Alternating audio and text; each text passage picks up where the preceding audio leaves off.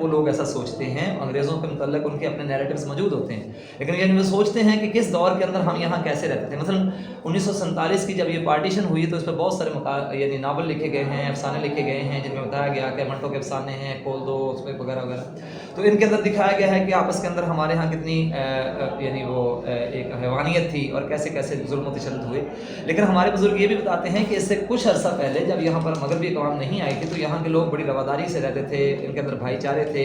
حتیٰ کہ پارٹیشن کے دوران بھی بہت سے سکھ لوگ ایسے تھے جنہوں نے جو مسلمانوں کے لیے قربانیاں دیتے رہے، اور بہت سارے مسلمان ایسے تھے جو ہمارے ہندوستان کی یعنی پاکستان کے علاقوں کے اندر رہنے والے سکھوں کو دوبارہ پارٹیشن کے لیے وہاں ہندوستان شفٹ ہوتے ہوئے انہوں نے ان کی حفاظت کی اور اپنی قربانیاں تک دیں۔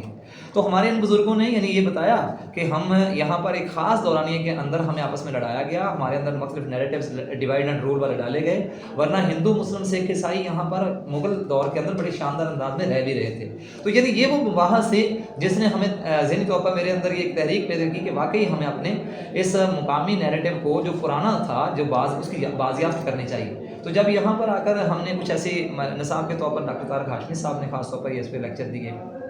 کچھ،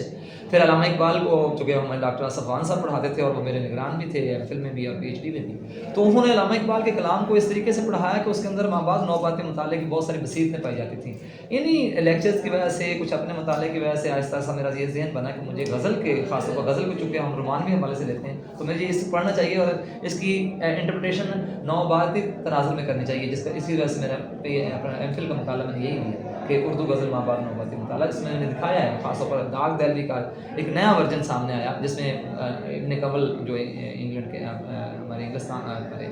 انڈیا میں بہت معروف نقاد ہیں، وہ اللہ تعالیٰ ان کی رحمت کرے، انہوں نے اس کا دباچہ بھی لکھا ہے اور اس پر بہت سارے اور ڈاکٹر طفیل جو ہیں لاہور میں انہوں نے بھی اس پہ لکھا تھا، ڈاکٹر ناصر پسنگے صاحب نے بھی اس کتاب کی پذیرائی کی تھی، تو میں نے اس میں بھی یہ کاوش کی کہ نو بات کے حوالے سے ان یعنی چیزوں کو دیکھا جائے۔